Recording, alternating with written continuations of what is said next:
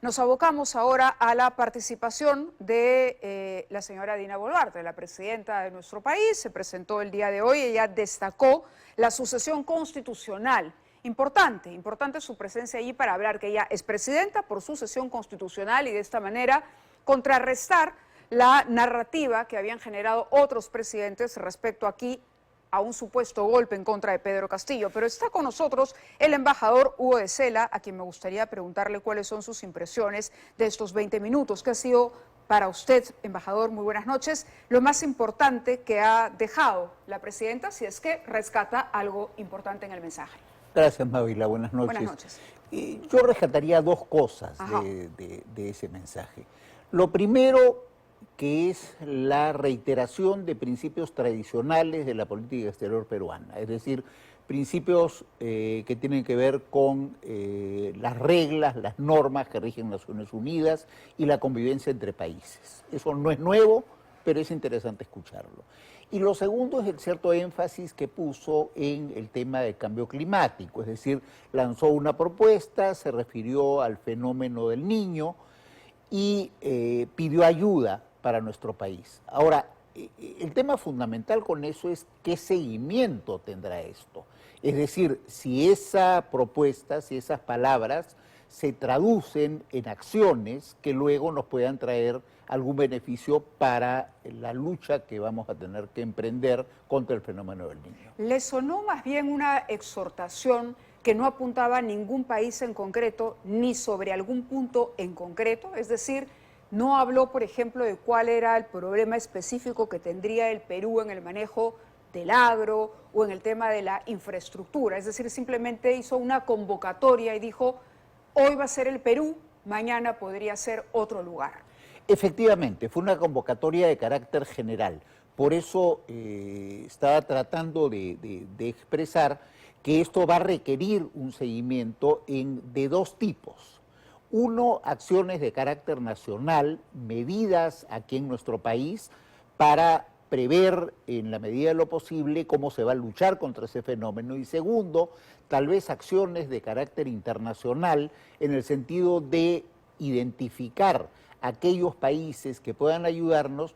Y no solo eso, identificar en qué pueden ayudarnos determinados países. Creo que hay mucho trabajo por hacer y estamos contra reloj luchando contra el tiempo. ¿Y el balance que usted haría de esta presencia y de esta gira, porque ha sido acompañada por algunos otros ministros, en el momento en que ella dice, queremos que el Perú siga siendo un destino para las inversiones, pero tampoco hay una precisión ni una medida concreta, ni un anuncio en particular que se haya hecho? No, no lo hay, pero ahí sí creo que hay algo interesante que destacar.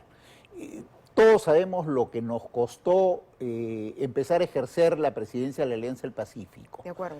Y entiendo que va a haber una reunión del Consejo Empresarial de la Alianza del Pacífico donde va a estar la presidenta Boluarte.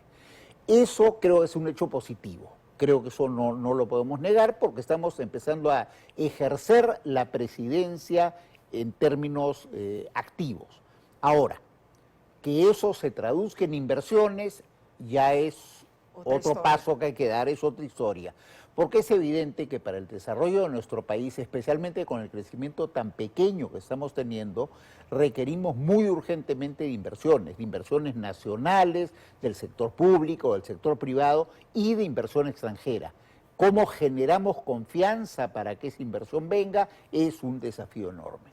¿Usted entonces aprobaría la participación de la presidenta? Yo diría que en términos generales, dado que en Naciones Unidas un buen número de presidentes ha estado presente, era conveniente que estuviera presente también la presidenta de Perú. ¿Y puede ayudar esta presencia, en efecto, en lo que decíamos al inicio, en de alguna manera ir borrando o cambiando la percepción que podría haber quedado de que en el Perú se cometió un abuso en contra de Pedro Castillo? Yo creo que eso ayuda, efectivamente, porque por más críticas que uno pueda tener a la presidenta Boluarte, creo que una crítica que no es válida es aquella de que asumió la presidencia inconstitucionalmente. ¿Qué le hubiera agregado usted a este primer pronunciamiento de la presidenta en un foro de esta naturaleza e importancia? Me hubiera gustado escuchar alguna propuesta más específica de cómo vamos a convertirnos en líderes, porque creo que un poco era la intención, en la lucha por los efectos del cambio climático. Ojalá hubiera habido una propuesta específica. Espero que todavía la haya. Tal vez la están terminando de preparar. Ella está acompañada por el ministro de Economía, por el ministro de Comercio Exterior también, y usted decía que en el caso de atraer inversiones no solo es importante lo que se dice, sino lo que se hace.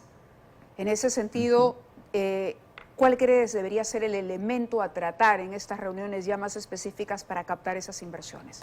¿Qué es lo que preocupa más y qué se podría aprovechar en el tiempo que queda en las reuniones bilaterales que aún faltan? Bueno, hay un hecho que es fundamental para cualquier inversionista, especialmente un inversionista del exterior, que es la confianza en la estabilidad del país, la estabilidad jurídica, la estabilidad política.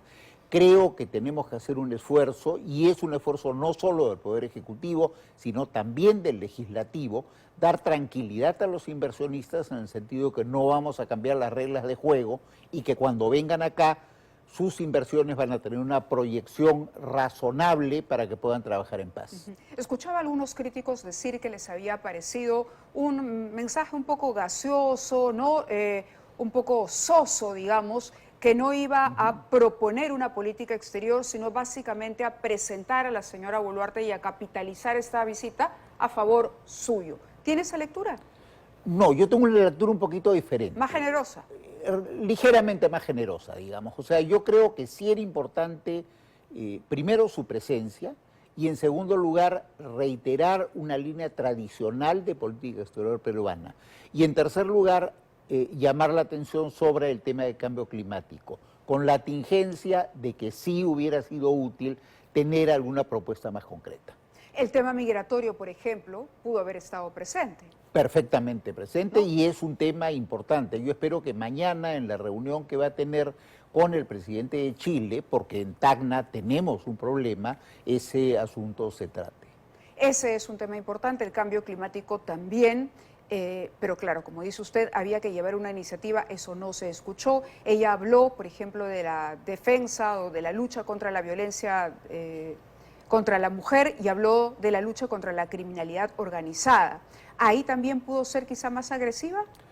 Podría haberlo sido, sí, sin duda alguna. ¿O convocante, teniendo en cuenta sobre todo, hoy estamos discutiendo sobre este decreto de emergencia que surge a partir de la presencia de organizaciones como el Tren de Aragua o el Comando Mermelo, que ya no son temas nacionales y que se prestan precisamente para abordar en reuniones de esta, que logra congregar representaciones de distintos países. Bueno, efectivamente, creo que uno de los problemas más serios que estamos enfrentando en este momento es el de la delincuencia, yo diría la delincuencia organizada, porque estas no son bandas donde actúan cada uno por su cuenta. Creo que hay una delincuencia organizada y tenemos que tener acciones mucho más efectivas de lucha contra eso. Y en esas acciones, evidentemente, si se puede conseguir apoyo internacional, sería muy valioso.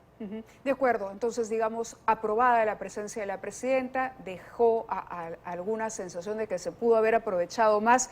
¿Cuál sería el siguiente paso que tendría que dar? Usted nos decía bien en estas reuniones bilaterales, pero además la presidencia de la Alianza del Pacífico. ¿Cuál debería ser el rol del Perú? Bueno, ahora que finalmente tiene la encargatura.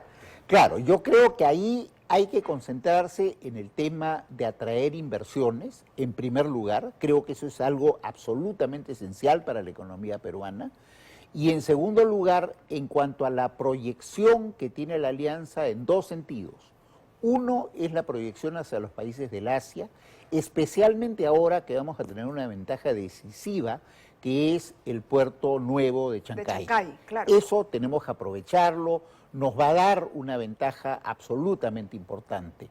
No me quiero desviar del tema, pero yo he escuchado que hace poco han venido delegados del sector público y privado del Acre en Brasil a interesarse para ver si ese puerto les puede servir para exportar hacia el Asia. Claro, creo que eso se pudo haber también visibilizado la posición estratégica del Perú, digamos. Bueno, ese es un tema esencial, ¿no es cierto? No solo la tenemos por la geografía, sino la tenemos ahora porque realmente no se puede desaprovechar la construcción de ese puerto. Es fundamental, absolutamente fundamental. De acuerdo. Ocurrió algo que generó la molestia del presidente colombiano, el señor Gustavo Petro. Era indudable, las cámaras lo mostraban a él bastante disgustado porque hubo delegaciones que se empezaron a retirar, ¿no? ¿Cuál es su análisis? A ver, ahí yo discrepo un poquito de lo que se ha dicho públicamente. Yo he ido a unas 10, por lo menos, asambleas de Naciones Unidas. Ahí estamos viéndolo en la pantalla para nuestros televidentes con una cara de No, sí, pero de eso... incomodidad. Y ahí la cámara voltea, gira y se puede ver a las delegaciones retirándose. Claro, pero ¿qué es lo que pasa? ¿Por qué le comentaba esto de las asistencias variadas en mi caso?